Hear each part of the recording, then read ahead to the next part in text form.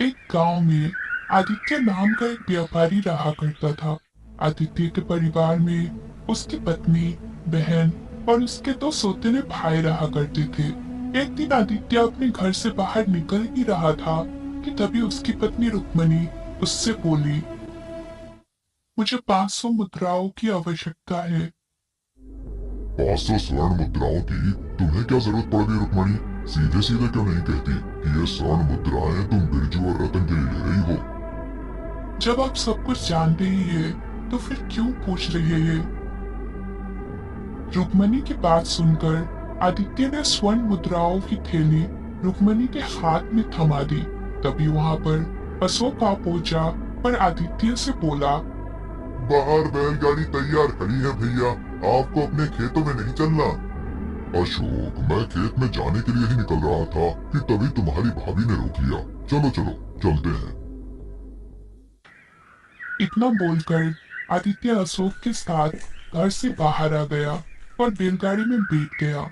अशोक उस बैलगाड़ी को चलाते हुए खेतों तक ले गया। आदित्य बैलगाड़ी से उतरा ही था कि तभी गांव का मुखिया वहां आ पहुंचा और आदित्य से बोला, किसानों के तो भाग्य खुल गए कि आप स्वयं खेत में आकर पधारे हैं। ऐसा बोलकर मुझे अपमानित मत कीजिए मुखिया जी। किसी समय मैं भी एक किसानी हुआ करता था।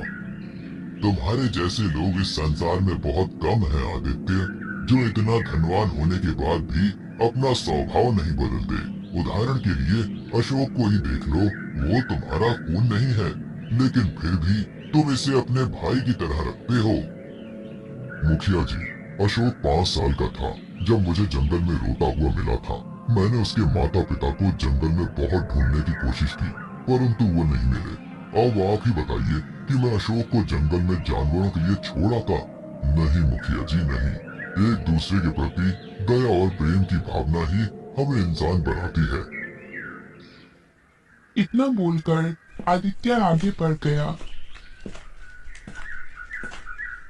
तभी मुखिया अशोक की ओर देखकर बोला, अशोक, मुझे तुमसे बहुत जरूरी बात करनी है। क्या हुआ मुखिया जी? तुम्हारे भैया से मेरी बात करने की हिम्मत नहीं हुई, क्योंकि वो अपने सौतेले भाई पर जान छिड़कते हैं। वो मेरी बात का विश्वास नहीं करेंगे। अगर वो विश्वास करेंगे तो केवल तुम्हारी बात का। आप कहना क्या चाहते हैं मुखिया जी? साफ साफ बताइए। अशोक, आदित्य का मेहनत से कमाया हुआ धन उसके दोनों सौतेले भाई दोनों हाथों से उड़ा रहे हैं। तुम्हें पता नहीं है, आजकल आदित्य के दोनों भाई रतन और बिरजू केशव नगर राज्य के कोठे में जाने लगे हैं और वहाँ किसी नर्तकी के चक्कर में पड़ गए हैं। तुम ये बात आदित्य के कानों में डाल देना। इतना कहकर मुखिया वहां से चला गया। शाम के समय अशोक और आदित्य कमरे में बैठा हुआ बात कर रहे थे कि बातों बातों में अशोक ने बोला, भैया, मुखिया जी रतन और बिरजू की शिकायत लेकर आए थे। बोल रहे थे कि वो आपका धन किसी नर्तकी पर लुटा रहे हैं। ये सुनकर आदित्य पूरी तरह से चौंक पड़ा।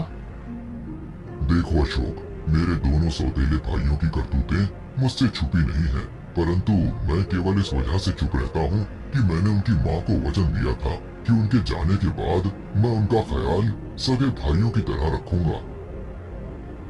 भैया, अगर आपके दोनों भाई गलत रास्ते पर जा रहे हैं तो उन्हें रोकना आपका कर्तव्य बनता है। मैं जानता हूँ अशोक, तुम चिंता मत करो। कुछ दिन बाद राधा का विवाह होने वाला है। विवाह के बाद मैं अपने दोनों भाइयों की खबर लूंगा और उन्हें अपने साथ व्यापार में लगाऊंगा। मुझे विश्वास है कि वे दोनों सुधर जाएंगे। आदित्य और अशोक नहीं जानते थे कि उनके कमरे के बाहर रतन उनकी बात को बहुत ही गौर से सुन रहा था। रतन तुरंत अपने भाई बिरजू के पास जाकर सारी घटना बताते हुए बोला, भैया, ये 2 कौड़ी का नौकर जिसे भैया जंगल से उठाकर लाए थे, हम दोनों के खिलाफ भैया को भड़का रहा है और भैया कह रहे हैं कि विवाह के बाद वो हम दोनों की खबर लेंगे। तुम चिंता मत करो रतन, आदित्य हमारा सगा भाई नहीं है, सौतेला भाई है। मेरे दिमाग में एक ऐसी योजना है कि अगर वो सफल हो गई तो आदित्य की आधे से ज्यादा संपत्ति हम दोनों के पास आ जाएगी। फिर उसके बाद वो चाहकर भी कुछ नहीं कर सकेगा।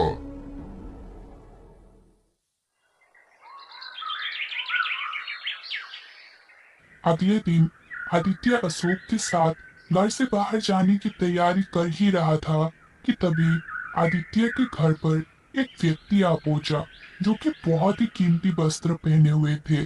आदित्य उस व्यक्ति की ओर देखकर बोला, कौन है आप लोग? मेरा नाम धनीराम है। मैं केशव नगर राज्य का फसल का बहुत बड़ा व्यापारी हूँ। मुझे पता है कि आपका भी फसल का व्यापार है और इस गांव में आपके बहुत सारे खेत हैं। हाँ, आप सही कह रहे हैं। इस गांव में जितने भी खेत हैं सब मेरे ही हैं। मैं आपके सारे खेत खरीदना चाहता हूँ, लेकिन मैं अपने खेत नहीं बेचना चाहता, क्योंकि मेरे खेत में मेरे ही गांव के किसान काम करते हैं और वे मेरे भाइयों की तरह हैं। मुझे डर है कि मेरे बाद कोई और उन खेतों का मालिक बनेगा तो वो किसानों को अपना नौकर न समझे। देखिए, मेरे विचार भी बिल्कुल आपकी ही तरह हैं। मुझे उपजाऊ खेतों की बहुत ज्यादा आवश्यकता है।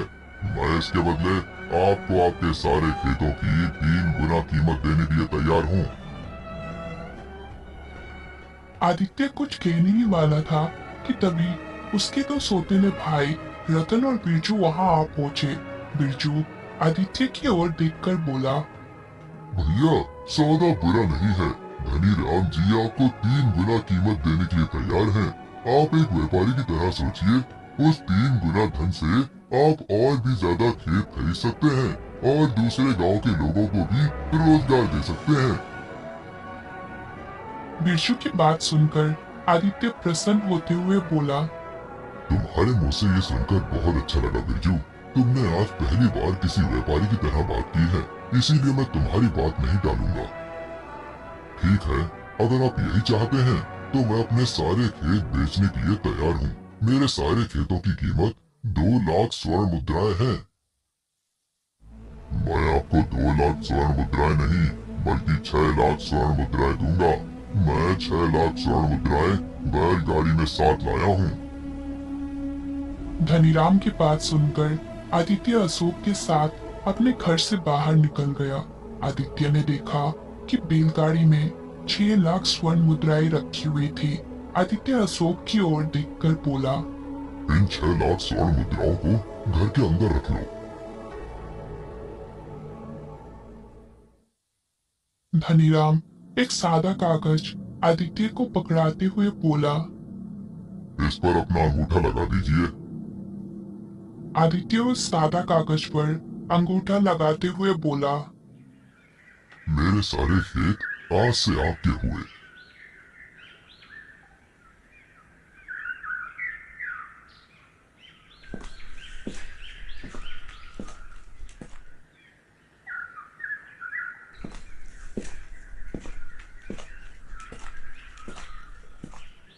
भैया, कम से कम स्वर्ण मुद्राओं को गिन तो लेते।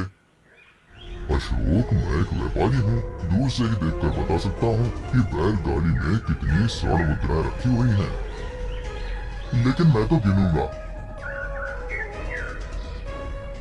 अशोक अंदर जाकर उन स्वर्ण मुद्राओं को गिनने लगा, मगर ना जाने क्यों उसे स्वर्ण मुद्राओं पर कुछ शक हुआ। अशोक ने एक स्वर्ण मुद्रा लेकर उसे जमीन पर घिसा, तभी देखा कि मुद्रा का सुनहरा रंग उतर गया। अशोक सब कुछ समझ गया।